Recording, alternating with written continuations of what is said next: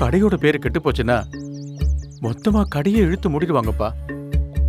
நல்லபடியா வாழ்ந்த இந்த ஊருக்குள்ள இப்படி ஒரு கெட்ட பேரோட எப்படி இருக்க முடியும்? நல்லா யோசிச்சு பாரு. வட்டி கட்டுறதுக்கு பணம் கிடைச்சிருச்சேன்னு அன்னைக்கு சேல்ஸ் நடந்தப்ப ரொம்ப சந்தோஷப்பட்டாப்பா. அந்த மொத்த காசும் இந்த பிரச்சனையில போயிடுச்சுப்பா.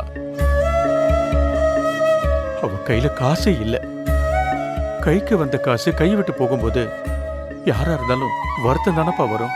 அதுவும் இல்லாம அந்த ஆளுங்க அன்னைக்கு வந்து பண்ண கலாட்டால பக்கத்து கடைக்காரங்களாம் கூட்டம் போட்டுட்டாங்கப்பா. அவங்க வெளியில போய் சொன்னா கடையோட பேரு கெட்டுருமேன்னு இளமதிக்கு பயம் வந்துருச்சுப்பா. அந்த ரிஷி சார் மட்டும் வராம போயிருந்தா கடையவை இழுத்து மூட வேண்டி வந்திருக்க பரமா. அவர் வந்து அவங்கள அடிச்சு விரட்டிட்டாரு. ஆனா கையில இருந்த பணத்தை வாங்கிட்டு போயிட்டாங்களேன்னு இளமதி ரொம்ப வருத்தப்பட்டாப்பா. அதோட வெளிப்பாடாதான் அவ உங்ககிட்ட கோவப்பட்டாப்பா. இளமதி மனசறிஞ்சு உன்னை வெறுக்க மாட்டாப்பா. ஏன்னா எல்லா விஷயத்திலையும் நீ பண்ண நல்லதெல்லாம் அவளுக்கு தெரியும். பாரு, இதுலயும் நான் எந்த தப்பும் பண்ணல. அநேகமா வந்தவங்கலாம் ஏதோ ஃப்ராடா இருப்பாங்களோன்னு தோணுது. என்ன பரமா சொல்ற? ஆமா பெருசு, நான் விஷயத்தோட தான் சொல்றேன். என்ன ஏதுன்னு பார்த்துட்டு அப்புறமா விளக்கமா சொல்றேன். பரமா, நான் எடுத்துட்டு வந்த துணியெல்லாம் பாருப்பா. பாரு பாரு பரமா.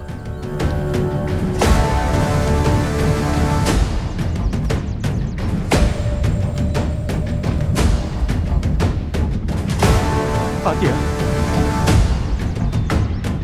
நம்ம கடையில வாங்கின துணிங்க தான் இப்படிதான் ஆயிடுச்சு சொல்றாங்கப்பா. பார்த்துக்கலாம் பெருசு, நான் என்ன ஏதுன்னு விசாரிக்கிறேன். மறுபடியும் உனக்கு கோபம் வரும். இருந்தாலும் வேற வழி இல்லை. என் பொண்ணுக்காக நான் உன்கிட்ட மன்னிப்பு கேட்டுக்கிறேன்ப்பா. நீ கொஞ்சம் பொறுத்து போப்பா. நீ எங்களை கை கழுவி விட்டா அப்புறம் எங்களுக்குன்னு யாருமே இல்லாம நிர்கதியா நிக்கணும்பா. இந்த பிரச்சனை முடிகிற வரைக்கும் நீ எங்க கூட இருக்கணும்பா. பரமா, என் குலசாமியா நினைச்சு உன்னை கேட்டுக்கிறேன்ப்பா.